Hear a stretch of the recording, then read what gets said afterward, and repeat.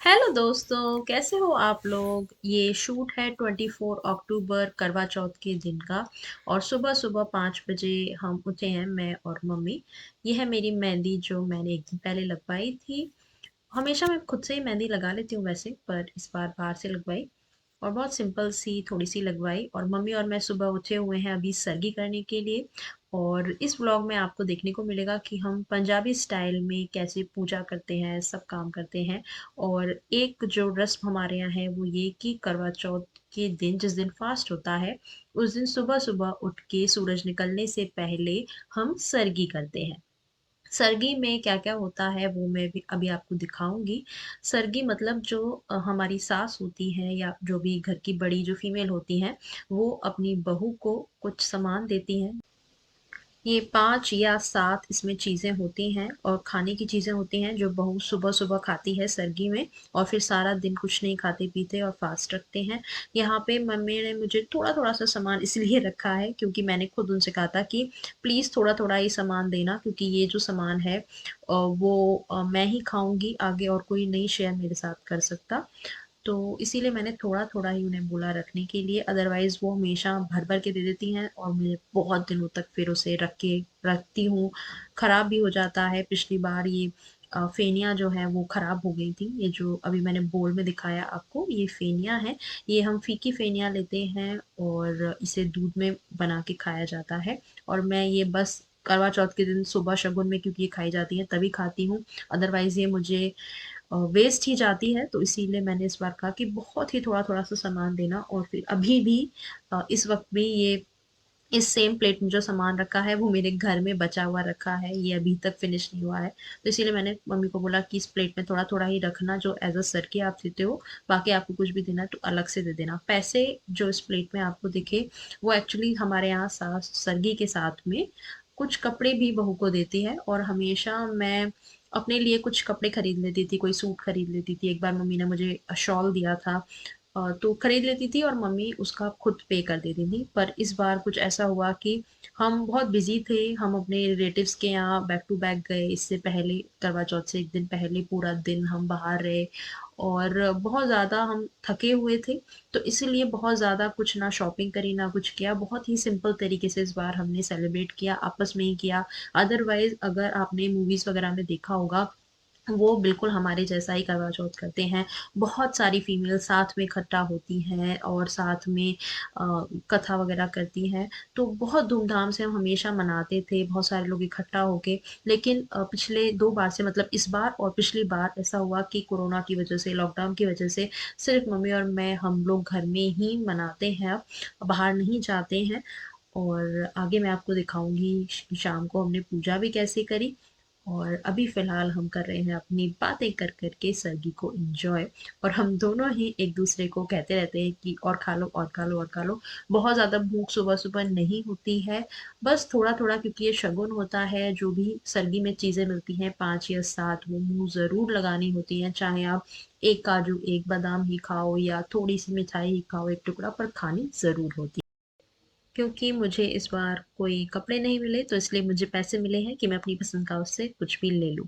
और इसी तरह हम एक दूसरे को जबरदस्ती कर करके खिलाते रहते हैं कि खाओ खाओ खाओ। शुरू शुरू में मम्मी मुझे खिलाती थी जोर दे दे के कि खा ले, सारा दिन व्रत रखना पड़ेगा, कुछ नहीं खाने को मिलेगा। और अब मैं मम्मी को खिलाती हूँ, हालांकि मैं उनसे मना भी करती हूँ कि अब इस उम्र में आपको रखना छोड़ देना चाहिए। कई बार उनकी तबीयत खराब हो जाती है, और हमेशा मैं उनको बोलती हूँ कि इस बार मत रखो। और वो भी कहती हैं कि अच्छा मैं देखूंगी, सोचती हूँ। और वो कहते हैं ना कि मन नहीं मानता, शायद उनकी जगह पे मैं होंगी उस उम्र में जाके तो मेरा भी मन नहीं मानेगा कि सारी जिंदगी हमने जो अपने हस्बैंड के लिए फास्ट रखा।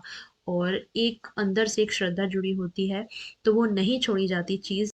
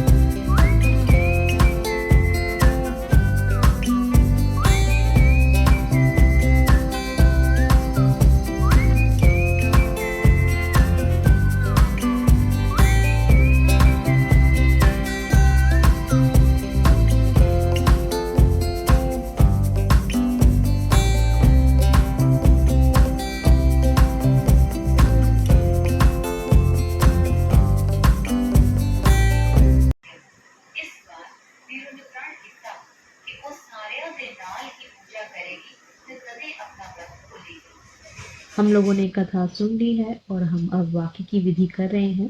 पंजाबियों में पूड़ी या कुएं से पूजा नहीं होती है, हम लोगों में मट्ठी से पूजा होती है। ये मट्ठी जो मार्केट में मिलती है किसी भी हलवाई की शॉप पे या फिर जहाँ पे मिठाइयाँ मिलती हैं वहाँ से ये मिल जाती हैं। नमकीन भी और मीठी भी। हमारे यहाँ पे मीठी नहीं, नमकीन हम रखते हैं।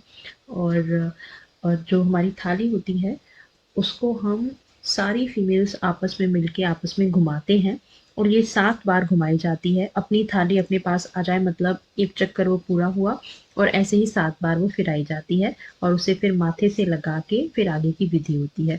अभी और कोई नहीं है हमारे साथ, तो सिर्फ मम्मी और मैं ही ये विधि कर रहे हैं। नहीं तो जैसा मैंने आपको पहले बताया कि हम बहुत सारी फीमेल लाइक एक घेरे में कम से कम 10 से 12 लेडीज बैठ के ये विधि करते थे और पीछे से कथा भी चल रही होती थी या फिर गाने चल रहे होते थे ये करवा चौथ वाले।